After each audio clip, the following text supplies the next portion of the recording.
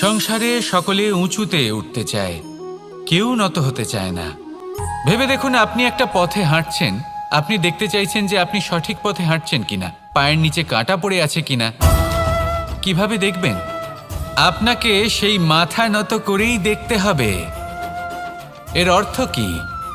অর্থ খুব সহজ।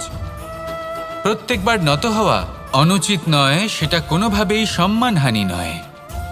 পরিস্থিতি অনুসারে এবং যেখানে প্রয়োজন আপনি নত হতে শিখে গেলে আপনি অনেক কিছুই লাভ করতে পারবেন। জ্ঞান, মান, গুণ, বিশ্বাস।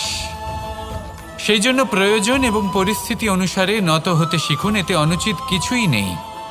আত্মসম্মান থাকা অত্যন্ত প্রয়োজনীয়, কিন্তু তা যেন কখনো অহংকারে পরিণত না হয়। এই বিষয়ে অবশ্যই নজর রাখবেন এবং আমার সাথে ভালোবেসে বলবেন, রাধা রাধা।